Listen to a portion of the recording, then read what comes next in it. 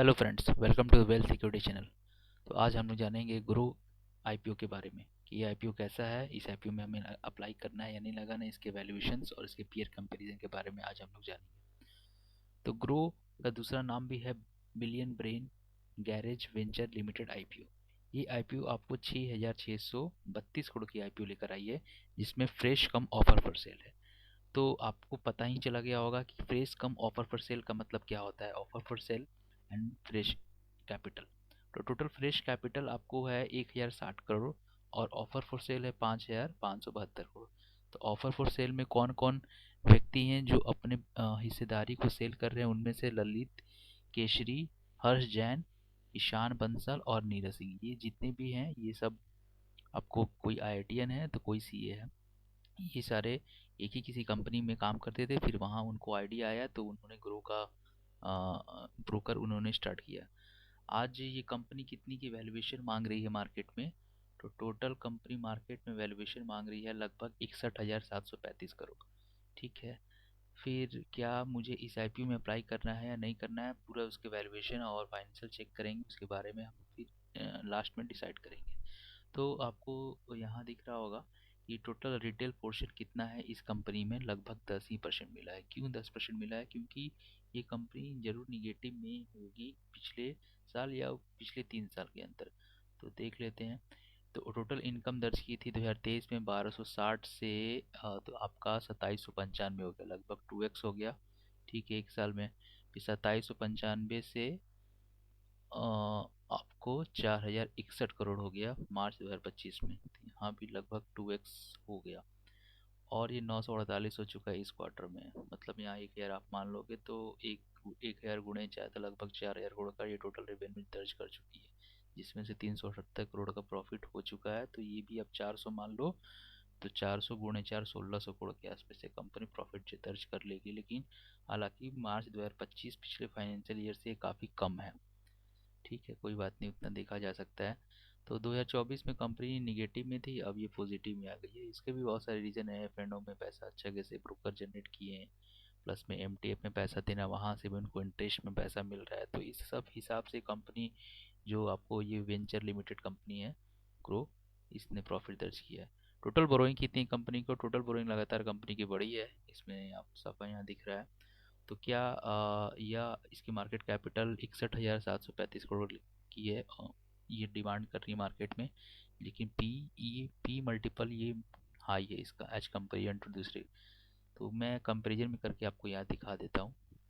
तो बिलियन ब्रेज का garage venture limited जो है, इसकी जो पी है लगभग आपको 40 की मल्टीपल लेकर आ रही है। लेकिन जो भी पीयर्स हैं, एंजल वन, मोतीलाल, इनके जो पीयर्स है वो 20 के हैं। एंजल वन तो काफ़ी 19 के हैं, काफ़ी ये सस्ता है as comparison to Groww. Motilal Oswal 24, 361 पाम 45, Nuvama wealth magnet 26 and Prudent Corporate Advisory Service Limited लगभग 58 59 के आसपास है। अर्निंग पर शेयर अभी तो इसकी 3.34 है, काफ़ी कम है। एंजल वन की ठीक है। मोतीलाल ओसवाल 27, 226 सबसे ज़्यादा नुआमा की है। ठीक है। नेट एसेट पर वैल्यू जो भी है वो 8.89 है, काफ़ी कम है, बाकी इनकी सही है।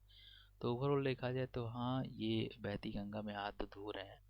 बट मार्केट कैपिटल जिस हिसाब से लेकर आए 61,735 करोड़, और आईपी जो लेकर के आए लगभग 6,000 करोड़, 6,500 करोड़ की, उसमें से मोस्ट ऑफ द पोर्शन आपका ऑफर फॉर सेल है, देन फ्रेश इशू है। तो थोड़ा सा मन में खटकता है कि हाँ, प्रोमोटर्स आखिर offer for sale maximum portion क्यों लेकर आए, जब कंपनी की रिक्वायरमेंट, कंपनी को फंड की रिक्वायरमेंट कम है, तो फिर वो मार्केट में आईपीओ लेकर के आ रहे हैं, अपना पैसा बना रहे हैं।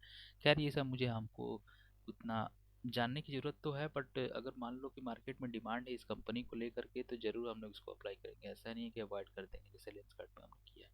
हालांकि लेंसकार्ट में फुल्ली अवॉइड नहीं किया गया है, कुछ कुछ पोर्शन में लेंसकार्ट में लगाया गया है मेरी तरफ से। लेकिन हाँ, फुल फोर्स से मैंने लेंसकार्ट में अप्लाई नहीं किया है। तो रिटेल मिनिमम आपको लगभग आपको 15,000 रुपये लगेंगे, पूरे पूरे 15,000, 150 शेयर आपको मिल जाएगा। एक शेयर कितने का पड़ रहा है? 100 रुपये का पड़ रहा है। ठीक है। तो मैक्सिमम लगाने का कोई मतलब नहीं बनता है, और स्मॉल एच तो देखो ही नहीं, सीधे लगाओ तो बिग एच में ही लगाया करो। ठीक है, ये सब इसमें कोई कभी मिलता ही नहीं है, कभी नहीं मिलेगा आपको, कभी नहीं। सीधे आप लगाओ बिग एच नहीं, ठीक है। फिर रिटेल का मिनिमम एक लॉट लगाओ अलग अलग डीमेट अकाउंट से, तो आपको मिलने के चांसेस बढ़ जाती हैं। आईपीओ डेट ओपन हो रहा है 4 नवंबर को, जो कि हो चुका है, कल ही हुआ था, और आज की दूसरी दिन होगी। तो शाम को अपडेट हो जाएगा सब्सक्रिप्शन कितना गया, और क्लोजिंग डेट ये फ्राइडे को है, नहीं आज मार्केट बंद है तो कल होगी, ठीक है। तो ये फ्राइडे को है। इसके बाद ये रिफंड डेट हो गया, और टेंटेटिव डेट आपका लिस्टिंग का है लगभग 12 नवंबर को 2025, ठीक है। ये सब तो चीज़ें हो गई, एसेट देख लिए हम लोग की, परफॉर्मेंस इंडेक्स देख लिए, और इसके जो रजिस्ट्रार है वो लिंकन टाइम है।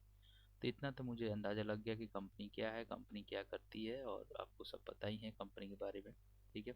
फिर भी ऊपर ऊपर देख लेते हैं। कंपनी एक retail investor direct to customer data investment platform provide करती है, जो कि मल्टीपल फाइनेंशियल प्रोडक्ट सर्विस देती है, जिसमें फ्यूचर एंड ऑप्शन हो गया, mutual fund, stock, ETF, IPO, digital gold, US stocks. US stock में भी ये कंपनी अब आ चुकी है, ठीक है। पहले नहीं थे, अब यूएस स्टॉक भी करने लगी है, ठीक है।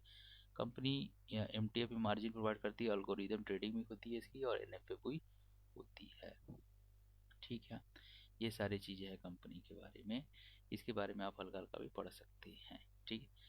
और क्यूआईबी का सब्सक्रिप्शन कितना रहा, फर्स्ट है 0.10 रहा है, रिटेल्स का लगभग 2 टाइम्स रहा है, ठीक है। ये रिटेल्स भी ज़्यादा नहीं जाएगा इसमें, मतलब कि एकदम ऐसा नहीं है कि आपको 100% मिल जाएगा, ठीक है। लेकिन हाँ, इसमें थोड़ा सा लेवरेज है आपको कि हाँ लिबरल है ये, कि मिल सकता है, इसमें चांसेस हैं कि ये आईपीओ आपको मिल सकता है।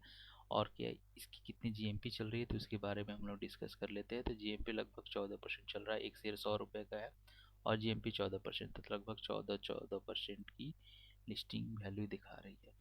तो अभी के लिए तो कोई दिक्कत नहीं है, अभी के लिए हम लोग लास्ट डे में फ्राइडे को देखेंगे कि इसमें अप्लाई करना है या नहीं करना है, कोई भी इसका सब्सक्रिप्शन देख करके, मुडमोर मार्केट का देख करके। हालांकि सारे आईपीओ का जीएमपी गिर गया, और क्लाइंट इंडिया हो चाहे लेंसकार्ट हो, लेंसकार्ट तो काफ़ी मैंने आपको बोला ही था, ये लास्ट 10 से 12% की लिस्टिंग जीएमपी दिखाएगी, तो उसमें देखा जाएगा लेंसकार्ट में क्या करना है। तो मैंने तो लेंसकार्ट एकदम स्किप किया है, फुली स्किप नहीं किया, लेकिन लगभग मैंने 90% स्किप कर दिया है।